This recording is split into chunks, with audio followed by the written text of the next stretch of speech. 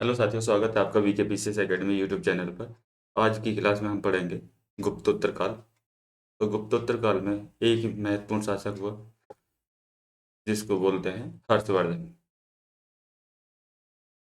जब गुप्त काल था तो गुप्त काल में गुप्तों के पतन के बाद एक बार पुनः बहुसंख्यक संख्या में छोटे बड़े राज्य उठ खड़े हुए। उत्तरी भारत में कोई एक केंद्रीकृत सत्ता नहीं रही। इन छोटे छोटे राज्यों में एक वर्धन वंश था, थानेसर हरियाणा का, जिसके महत्वपूर्ण शासक था हर्षवर्धन। इसी ने सभी उत्तरी भारत के छोटे छोटे राज्यों को मिलाकर एक केंद्रीकृत सत्ता बनाने की कोशिश की और लगभग 40 वर्षों तक इसी प्रकार एक पुनः एक बड़ी शक्ति उभर कर सामने आती हुई दिखाई देती है। तो उस समय के देखते हैं हम छोटे छोटे राज्य। तो कन्नौज, गंगा के मैदान में कन्नौज था। तो कन्नौज पे एक मोखरी वंश का शासक ग्रहवर्मा का शासन था। बंगाल में गौड़ वंश का शासन था, जिसके शासक शशांक था। यहाँ पे मगध था, मालवा, वल्लभी। गुजरात में शासक ध्रुवीय सेन था। यहाँ की बात करें तो पश्चिमी चालुक्य, ये नर्मदा नदी से नीचे पश्चिमी चालुक्य, जिसका शासक पुलकेशिन, और यहाँ पर पल्लव थे। अब आगे बढ़ते हैं। हर्षवर्धन के बारे में हम जानेंगे इसके प्रारंभिक जीवन, इसने सैनिक अभियान कौन किए और इतिहास में कौन सा स्थान इसको प्राप्त है। तो हर्षचरित किसकी पुस्तक है? बाणभट्ट की।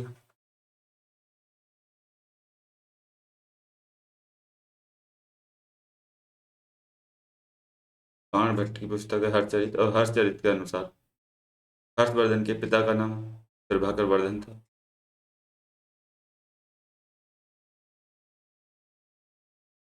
प्रभाकर वर्धन। माता का नाम यशोमती था।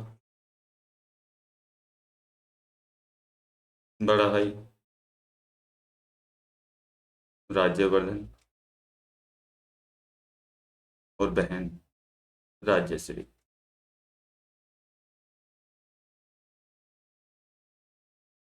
हर्ष ने राजगद्दी संभालने के बाद राज्य को संबोधित किया। वो कन्नौज को राजधानी बनाई और उत्तर भारत के अधिकांश राज्यों को एकजुट किया। उसने दूरदर्शिता और समझ का परिचय देते हुए राज्य का विस्तार किया। उसने मित्रों को भी सहायता प्रदान की, जैसे मित्रों को सहायता दी और मित्रों को सहयोगी बनाया। जैसे हर्ष ने कामरूप, असम तथा मगध के शासकों को अपना मित्र बना लिया और पूर्व की तरफ से अपना राज्य सुरक्षित कर लिया। हर्ष ने इसी तरह वल्लभी, गुजरात का शासक ध्रुवीय सेन को पराजित किया, लेकिन उसने अपनी पुत्री का विवाह हर्षवर्धन के साथ कर दिया और इस तरह पश्चिम से भी इसका राज्य सुरक्षित हो गया। हर्ष ने और मगध मालवा और बंगाल के शासक को उसने पराजित किया। बात करें हर्षचरित के अनुसार कश्मीर और नेपाल पर अपना प्रभुत्व करते हुए हर्षवर्धन को दिखाया गया है। हर्षचरित के अनुसार कश्मीर के शासक के बुलावे पर कश्मीर पहुंचा हर्षवर्धन। वहां से उसने हाथी दांत की बनी हुई स्टार वस्तुओं को उठा लिया था। अब बात करते हैं हर्ष के राजगद्दी पर बैठते समय प्रमुख समस्या क्या थी। तो पहला था बहन,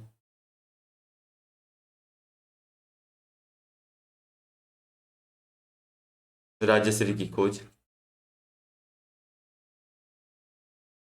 करना। दूसरा था कन्नौज के उत्तराधिकार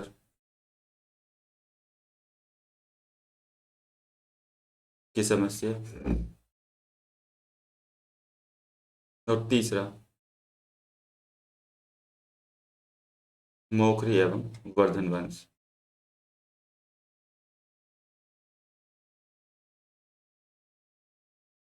की सुरक्षा। राज्य का हर्षवर्धन के का पूरा दिन संपूर्ण दिन प्रशासनिक और धार्मिक कार्यों के संपादन में व्यतीत होता। हर्ष की धार्मिक नीतियों के कारण ही हर्ष की धार्मिक नीति।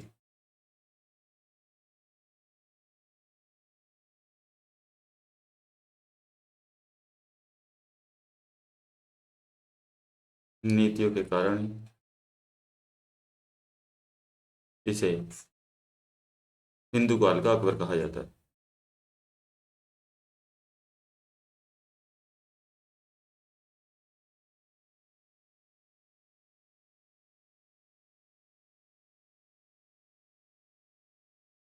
यहाँ पे आपको देख सकते हो, ये उस समय का, हर्षवर्धन के समय का साम्राज्य है। हर्ष को उत्तर भारत का स्वामी माना जाता था, लेकिन दक्षिण भारत के खिलाफ उसने एक अभियान किया। किसके खिलाफ? पुलकेशिन, पश्चिमी चालुक्य पुलकेशिन सेकंड के खिलाफ उसने, और उस युद्ध में वो हर्षवर्धन हार जाता है। इसकी सूचना हमें कहाँ से मिलती है? तो ये मिलती है दक्षिण में।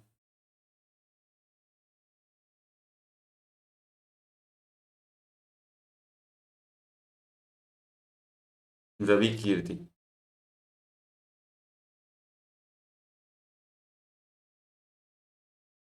के अभिलेख। कहाँ से मिला हमें ये? कर्नाटक, अहोल से।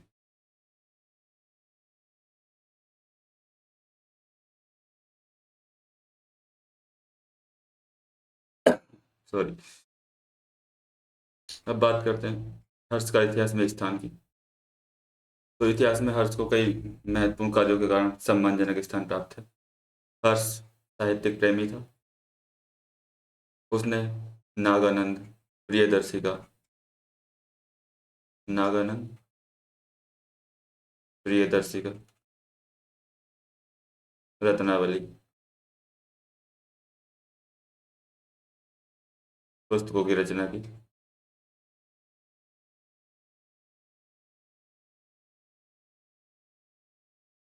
हर्षवर्धन के समय ही कुछ अन्य पुस्तक चर्चा में रही, जैसे सूर्य शतक।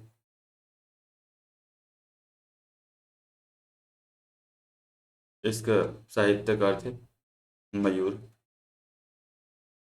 और कादम्बरी।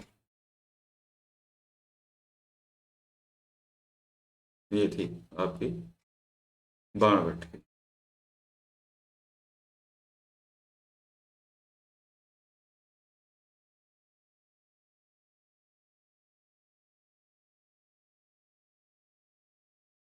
वह लोकप्रिय व्यक्ति था।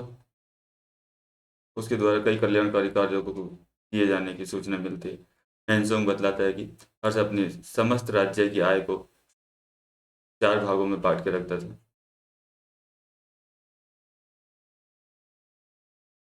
4 भागों में बांटता, भागों में बांट कर रखता था।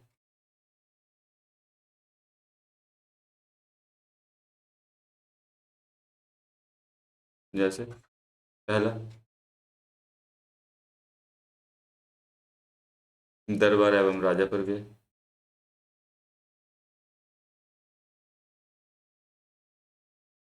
दूसरा, विद्वानों का खर्च।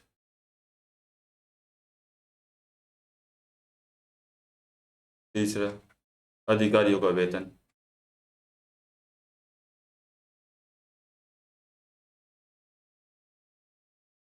और चौथा, धार्मिक क्रियाकलापों का खर्च।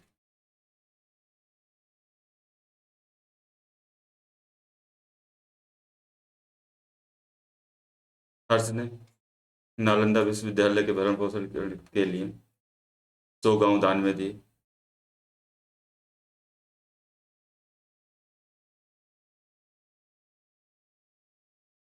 100 गांव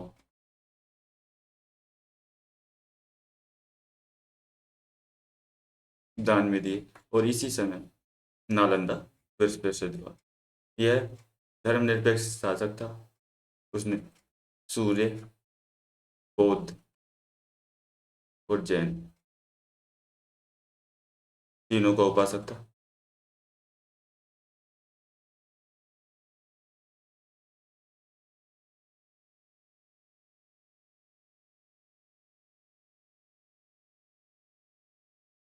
उपासक था। आगे बढ़ते हैं। उसने उसके द्वारा ये रियाक और कन्नौज में दो जगह इसने धार्मिक सभाओं को आयोजन किया।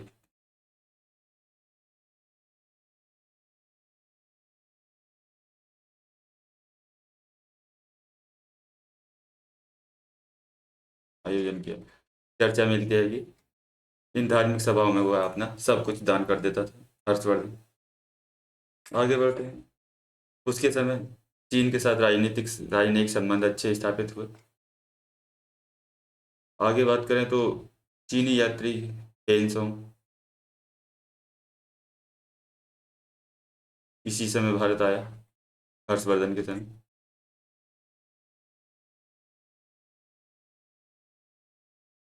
और भारत आने पर जो इसने अपना साहित्य लिखा, उसको हम नाम देते हैं सीयू की।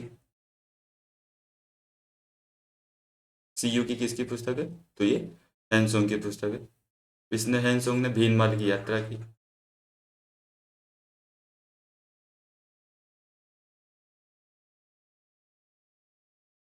और इसके द्वारा भारत का उल्लेख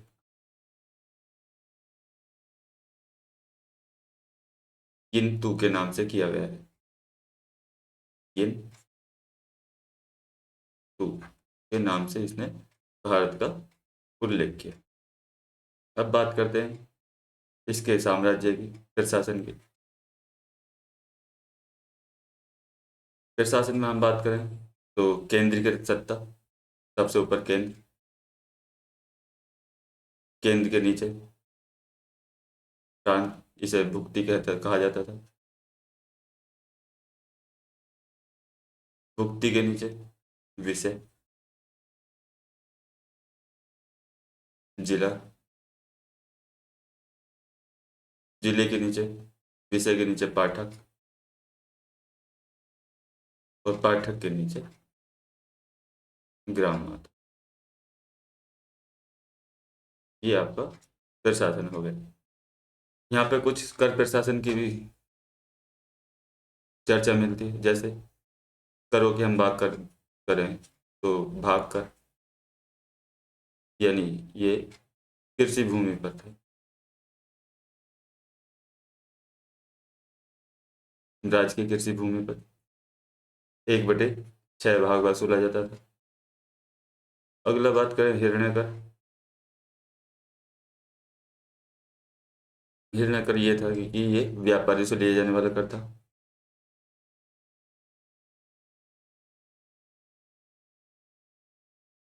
व्यापारियों से लिए जाने वाला कर था।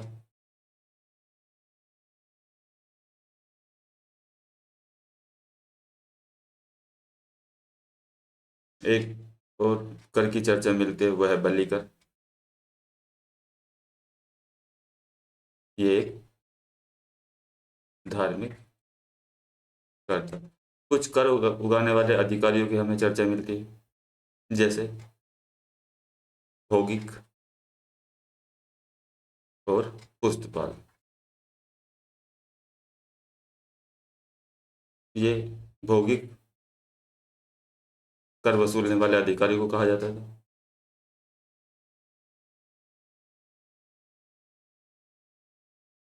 वाला अधिकारी। और पुस्तपाल ये जमीन का हिसाब किताब रखने का वाला अधिकारी होता है।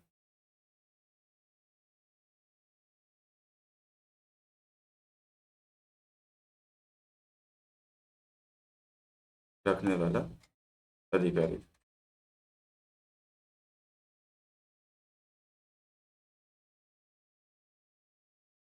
आगे बढ़ते हैं। एक टर्मोलॉजी यहाँ पर यूज होती है, जजमानी प्रथा।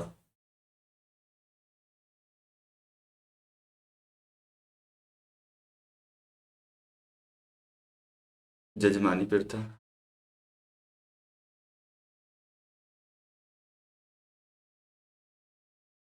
यह भारतीय गांवों में पाई जाने वाली एक आर्थिक प्रणाली थी। यह विभिन्न जातियों के मध्य श्रम विभाजन पर आधारित थी। विभिन्न जातियों के मध्य श्रम विभाजन पर आधारित है।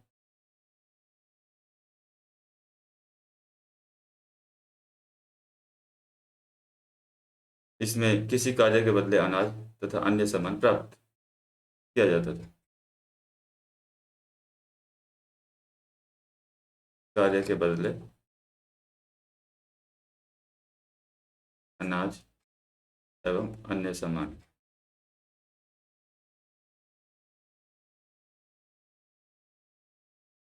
प्राप्त किया। इसी समय बात करें तो भूमि अनुदान भी इस टाइम पे होता था। भूमि का उत्पादकता के आधार पर वर्गीकरण भी इस टाइम पे हुआ और भूमि अनुदान। तो इस टाइम पे जो भूमि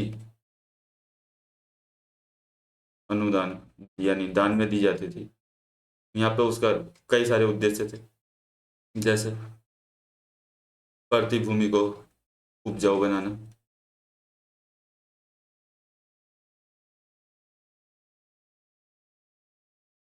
दूसरा ब्राह्मणों का समर्थन प्राप्त करना,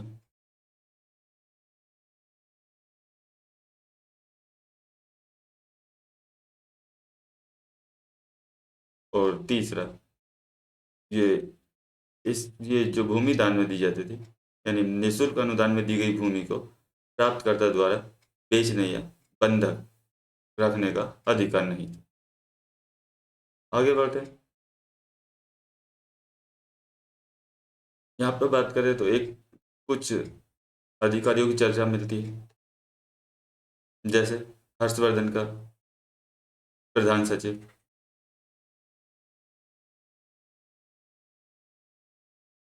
प्रधान सचिव को क्या कहा जाता था? भंडी। अवंती, अवंती किसे कहा जाता था? विदेश सचिव को। तो इसे महासंधि विग्रह भी कहा जाता है। महासंधि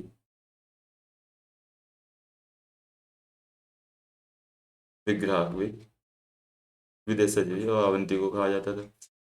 अन्य की बात करें तो सिंहनाथ, सिंहनाथ की बात करें तो ये प्रधान सेनापति होता था।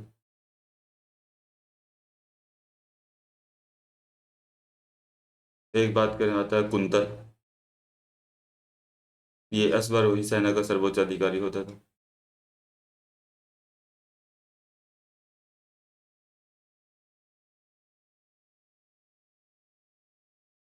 सर्वोच्च अधिकारी। अगला बात करें तो स्कंदगुप्त है।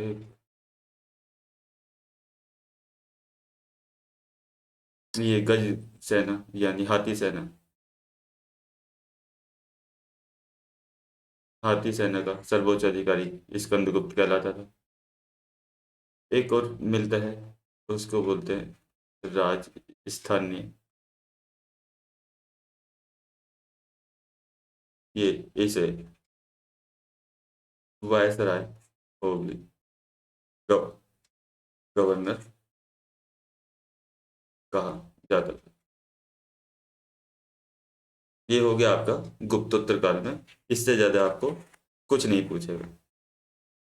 आगे बढ़ेंगे हम दक्षिण भारत के राज्य, जो पल्लव चोल विजयनगर साम्राज्य, और उसके बाद हम स्टार्ट करेंगे मध्यकालीन भारत। इस वीडियो में बस इतना ही। यदि आपको वीडियो अच्छा लगे तो लाइक शेयर सब्सक्राइब जरूर करना, और इसी सीरीज से आपका सारा आर और पीसीएस प्रीलिम्स सारी चीज़ें कंप्लीट हो जाएंगी, इससे बाहर कुछ नहीं जाएगा। Thank you.